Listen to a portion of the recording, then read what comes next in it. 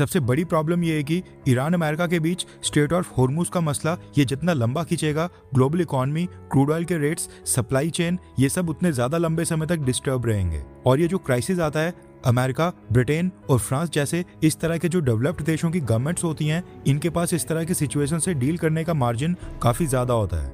इनके पास ज्यादा better fiscal space होती है और बेटर रिसोर्सेज होते हैं। इसलिए डोनाल्ड ट्रंप हो या फिर इमैनुअल मैक्रोन, इनको ऐसी सिचुएशन से कुछ ज्यादा फर्क नहीं पड़ता है। लेकिन डायरेक्ट इकोनॉमिक इम्पैक्ट और सारा खामियाजा उठाना पड़ता है भारत एंड हमारे जैसे डेवलपिंग और इमर्जिंग मार्केट्स वाले देशों को, क्योंकि यहाँ पर गवर्नमेंट्स का बजट ऑलरेडी काफी प्रेशर में चल रहा होता है। क्रूड ऑयल की कीमत में एक यूएस डॉलर भी कई मिलियन डॉलर्स का डिफरेंस क्रिएट कर लेता है।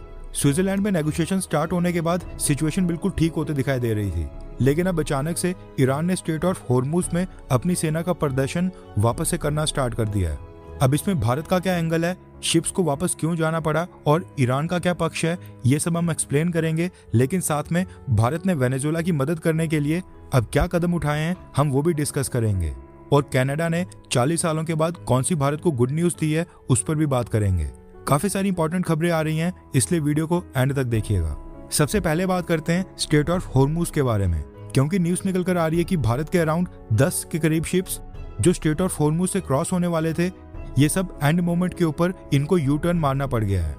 CNN, BBC और रॉयटर्स समेत कई सारे इंटरनेशनल मीडिया हाउसेज ने इसको कवर किया है। दरअसल हुआ ये कि ईरान ने एक तरफ तो अमेरिका के साथ मेमोरेंडम ऑफ अंडरस्टैंडिंग साइन करके 60 दिन की नेगोशिएशन स्टार्ट कर दी थी, लेकिन साथ में ईरान अभी भी स्ट्रेट ऑफ होर्मुज को पूरी तरह से ओपन नहीं कर रहा है। कायदे से ईरान को स्ट्रेट ऑफ होर्मुज को पहले की तरह बिल्कुल ओपन कर देना चाहिए था, लेकिन ईरान आज की डेट में क्या कर रहा है कि स्ट्रेट ऑफ होर्मुज में ईरान ने अपने तट के पास 2 से 3 डेडिकेटेड रूट बना लिए हैं और ईरान सभी शिप से कह रहा है कि वो केवल इन्हीं रूट से ट्रांजिट करें। न्यूज आ रही है कि ईरान ने कहा है कि यहाँ से क्रॉस होने के लिए शिपिंग कंपनीज और शिप ओनर्स को एटलीस्ट 48 घंटे पहले ईरान की परमिशन लेनी होगी।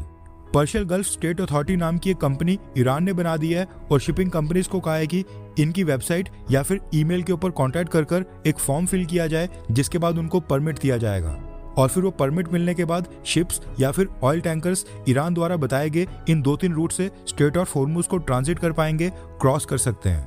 अब आपके मन में सवाल आ रहा होगा कि स्ट्रेट ऑफ होर्मुज का कुछ हिस्सा ओमान के तट के पास भी तो आता है, फिर शिप्स वहां से क्रॉस क्यों नहीं हो रहे हैं? तो इसका जवाब है ईरानियन रेवोल्यूशनरी गार्ड्स और ईरान की नेवी, जिन्होंने अभी कुछ ही घंटे पहले सिंगापुर फ्लैग्ड एक शिप के ऊपर हमला कर दिया है। दरअसल हुआ यह कि इंटरनेशनल मैरीटाइम ऑर्गेनाइजेशन ने कहा कि उन्होंने ओमान के तट के पास से ओमान की जुरिस्डिक्शन से भी एक शिपिंग रूट आइडेंटिफाई करके मार्क कर लिया है और ये भी पूरी तरह से सेफ है। और अब इंटरनेशनल मैरीटाइम ऑर्गेनाइजेशन यहाँ वाले रूट से भी शिप्स और ऑयल टैंकर शिप्स को एस्कॉर्ट करके स्ट्रेट ऑफ होर्मुज से बाहर निकालेगी। यानी कि एक रूट तो ईरान कंट्रोल कर रहा था, जो ईरान की परमिशन और ईरान के परमिट के साथ चलता रहता, लेकिन एक और रूट इंटरनेशनल मैरीटाइम ऑर्गेनाइजेशन ने ओमान के साथ मिलकर स्टार्ट कर लिया। इसके बाद ईरान ने वार्निंग दी कि कोई भी शिप स्ट्रेट ऑफ होर्मुज में ईरान द्वारा अप्रूव्ड रास्ते को छोड़कर किसी और भी रास्ते से क्रॉस करने की कोशिश करेगा तो हम उसके ऊपर हमला करेंगे। लेकिन इंटरनेशनल मैरीटाइम ऑर्गेनाइजेशन और ओमान से ग्रीन सिग्नल मिलते ही एवर लवली नाम का ये Singapore flagged cargo ship Oman के कोस्ट के पास से स्ट्रेट ऑफ होर्मुज को क्रॉस करने के लिए आगे बढ़ गया, और वो भी बिना ईरान की परमिशन लिए। लेकिन ये चीज ईरान को ठीक नहीं लगी और न्यूज निकल कर आ रही है कि ईरान रेवोल्यूशनरी गार्ड्स ने इस सिंगापुर फ्लैग्ड कार्गो शिप के ऊपर ड्रोन अटैक कर इसको निशाना बनाया है। अटैक के समय ये शिप ओमान के धाइत पोर्ट से लगभग 7.5 नॉटिकल माइल्स साउथ ईस्ट में था, यानी कि कंप्लीटली ओमान के तट के पास से क्रॉस हो रहा था, जो कि ओमान की जुरिस्डिक्शन और ओमान के टेरिटोरियल वाटर्स के अंदर ही आता है। लेकिन अब ईरान ओमान को कह रहा है कि वो अपने वाटर्स में से भी स्ट्रेट ऑफ होर्मुज का ट्रांजिट बिल्कुल नहीं दे सकता है, यानी कि ये सीधा सीधा जबरदस्ती और दादागिरी वाला मामला बन गया है। गुड न्यूज ये है कि इस हमले में किसी भी क्रू मेंबर की जान नहीं गई है। अभी शिप के ऊपर कौन सी कंट्री के क्रू मेंबर्स हैं वो तो खैर अभी डिटेल सामने नहीं आई हैं, लेकिन मोस्ट प्रोबेबली इसमें भी इंडियंस होंगे ही, और अगर कैजुअलिटी होती तो इंडियंस का नाम ही सामने आता। अब ईरान के इस हमले के बाद इंटरनेशनल मैरीटाइम ऑर्गेनाइजेशन ने जो ईरान के तट के पास ओमान के टेरिटोरियल वाटर से एक नया रूट अप्रूव करके शिप्स को इवैक्यूएट करने का प्लान रेडी किया था, उसको अब इंटरनेशनल मैरीटाइम ऑर्गेनाइजेशन ने ड्रॉप कर दिया है। न्यूज आ रही है कि भारत के भी अराउंड 9 से 10 शिप्स थे जो कि इंटरनेशनल मैरीटाइम ऑर्गेनाइजेशन के इवैक्यूएशन प्लान के अकॉर्डिंग ओमान के तट के पास वाले इस रूट से स्ट्रेट ऑफ होर्मुज को ट्रांजिट करने वाले थे। वहां से बाहर आने वाले थे, लेकिन अब जो ताज़ा खबर आ रही है उसके अकॉर्डिंग ये सारे इंडियन शिप और उसके साथ जो दूसरी कंट्रीज के शिप थे, इन सब ने अब यू टर्न मारकर वापस लौट गए हैं। IMO के सेक्रेटरी जनरल ने कहा है कि हम ये प्लान अभी फिलहाल होल्ड में डाल रहे हैं। पहले हम शिप्स की सेफ्टी को गारंटी करेंगे, शिप्स की सुरक्षा को इंश्योर करेंगे, उसके बाद ही शिप्स का ये इवैक्यूएशन प्लान दोबारा से स्टार्ट किया जाएगा। अब यहाँ पर सबसे बड़ा सवाल ये है कि इस पूरे मसले में ईरान क्या चाहता है, ईरान की क्या प्लानिंग है, जिसके चलते उसने सिंगापुर फ्लैग्ड शिप के ऊपर हमला तक कर दिया। ईरान ने क्या किया कि स्विट्जरलैंड में नेगोशिएशन कंप्लीट करने के बाद अपनी टीम के कुछ मेंबर्स को सीधा वहां से ओमान भेज दिया। इवन ईरान के फॉरेन मिनिस्टर ने भी ओमान के विदेश मंत्री को कॉल कर इस बात के ऊपर मनाने की कोशिश की कि हम दोनों देश मिलकर स्ट्रेट ऑफ होर्मुज को कंट्रोल करने के लिए एक मैकेनिज्म रेडी करते हैं, जिसमें अराउंड $40 बिलियन हर साल का रेवेन्यू जनरेट हो सकता है, वो भी बैठे बैठे। लेकिन ओमान के ऊपर इस समय अमेरिका समेत बाकी सभी कंट्रीज का प्रेशर है, इसलिए ओमान ईरान के इस प्रपोजल को मना कर देता है, यानी रिजेक्ट कर देता है। ऐसे में अब ईरान अब जोर जबरदस्ती के ऊपर उतर आया है और ओमान के टेरिटोरियल वाटर में भी जो रूट बनाया जा रहा है उसको भी ऑपरेशनल होने नहीं दे रहा है, क्योंकि ईरान को पता है कि अगर ओमान के तट के पास से शिप्स को फ्री में क्रॉस कर वहां से एक ट्रांजिट रूट मिल जाता है तो फिर ईरान के रूट से तो कोई भी शिप परमिट परचेज कर नहीं जाएगा, उसका प्लान फेल हो जाएगा। इसलिए ईरान ने अब ओमान वाले रूट के ऊपर हमला कर वहां पर इस कार्गो शिप को निशाना बनाया है, ताकि दूसरे शिप को ये क्लियर वार्निंग समझ आ जाए कि कोई भी ओमान वाले रूट का इस्तेमाल ना करे, वरना उनका भी यही हाल होगा, उनके ऊपर भी हमला हो सकता है। ये थी ये पूरी कहानी। अब अगली अपडेट आ रही है भारत और वेनेजुएला के बारे में। जैसा कि हमने आपको बताया था कि वेनेजुएला के अंदर 2 बहुत ही पावरफुल भूकंप आए थे, उसको लेकर न्यूज निकल कर आ रही है कि भारत की सरकार ने वेनेजुएला की मदद करने के लिए ऑपरेशन अमिस्ताद लॉन्च कर दिया है। सबसे इंटरेस्टिंग बात यह है कि अमिस्ताद एक स्पेनिश शब्द है जिसका मतलब होता है फ्रेंडशिप, यानी कि दोस्ती। न्यूज आ रही है कि ऑपरेशन अमिस्ताद के अंडर वेनेजुएला की मदद करने के लिए इंडियन आर्मी की स्पेशल मेडिकल टीम को भी भेज दिया गया है। इंडियन आर्मी की 60 पैराफील्ड हॉस्पिटल की एक टीम में टोटल 41 मेंबर हैं, जिसमें से 9 मिलिट्री डॉक्टर्स भी शामिल हैं। ये सब इंडियन एयरफोर्स के 2 C-17 Globemaster military transport aircraft के जरिए वेनेजुएला के लिए आज रवाना हो गए हैं। ये जो आप पिक्चर्स देख रहे हैं ये इंडियन आर्मी ने जारी की हैं।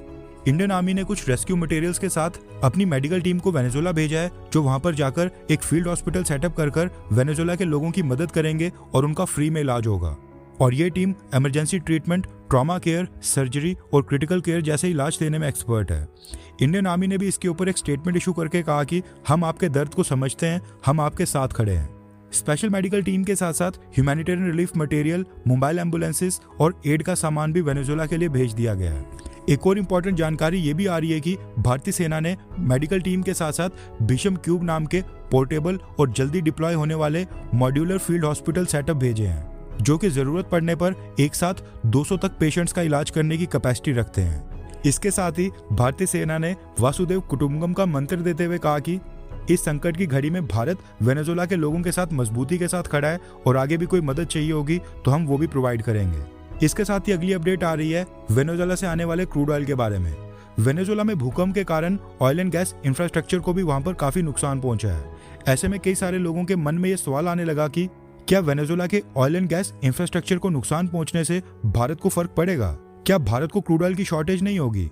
क्योंकि अगर भारत को शॉर्टेज होगी तो इसका मतलब है कि भारत में पेट्रोल और डीजल की कीमतें बढ़ सकती हैं। तो इसका आंसर है नहीं, भारत पर ज्यादा फर्क नहीं पड़ेगा।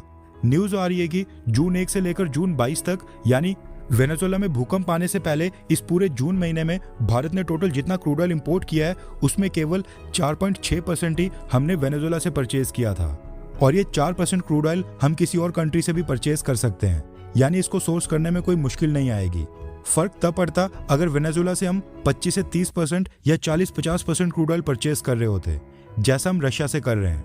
वेनेजुएला से अगर सप्लाईज नहीं भी आती हैं तो 4.6% ज्यादा बड़ा डिफरेंस क्रिएट नहीं करेगा। अगली अपडेट आ रही है भारत और कनाडा को लेकर, और ये न्यूज खालिस्तानी सपोर्टर्स के लिए बिल्कुल भी गुड न्यूज नहीं है। रेफरेंस के लिए आपकी स्क्रीन के ऊपर आर्टिकल का स्क्रीनशॉट है। न्यूज निकल कर आ रही है कि करीब 40 सालों के बाद कनाडा की सरकार ने पहली बार आधिकारिक तौर पर यह मान लिया है कि साल 1985 में एयर इंडिया फ्लाइट 182 की बॉम्बिंग का जो इंसिडेंट हुआ था, जिसको कनिष्क बॉम्बिंग भी कहा जाता है, ये खालिस्तानी एक्सट्रीमिस्ट द्वारा किया गया था और इसके आरोपी खालिस्तानी एक्सट्रीमिस्ट थे। इस चीज को कनाडा की सरकार ने एक आधिकारिक स्टेटमेंट में बोल दिया है। इस हमले में टोटल 329 लोगों की जान गई थी और भारत पिछले कई दशकों से लगातार कनाडा को ये कहता रहा है कि खालिस्तानी एक्सट्रीमिस्ट का ये पूरा एक नेटवर्क कनाडा की ज़मीन का इस्तेमाल कर रहा है और इस तरह के हमले की प्लानिंग, फंडिंग और सपोर्ट के लिए कनाडा की धरती का इस्तेमाल हो रहा है। लेकिन कनाडा के पिछले प्रेसिडेंट जस्टिन ट्रूडो और पिछली सभी गवर्नमेंट्स ने खालिस्तानी मसले को इग्नोर किया था और अपनी डोमेस्टिक पॉलिटिक्स के कारण कनिष्क बॉम्बिंग में भी खालिस्तानी एक्सट्रीमिस्ट को दोषी बताने से परहेज किया था, क्योंकि कनाडा की political parties and even governments भी इसको केवल एक पॉलिटिकल मूवमेंट और फ्रीडम ऑफ एक्सप्रेशन का नाम देकर इग्नोर करती आई हैं। लेकिन मार्क कार्ने के प्राइम मिनिस्टर बनने के बाद अब कनाडा में खालिस्तानी एक्सट्रीमिस्ट को न सिर्फ कॉल आउट किया जा रहा है, बल्कि अब कनेडियन गवर्नमेंट ये भी मान रही है कि खालिस्तानी एक्सट्रीमिस्ट कई सारे क्राइम्स और क्रिमिनल एक्टिविटीज में भी शामिल हैं और कनिष्क बॉम्बिंग में भी खालिस्तानी एक्सट्रीमिस्ट का ही हाथ था।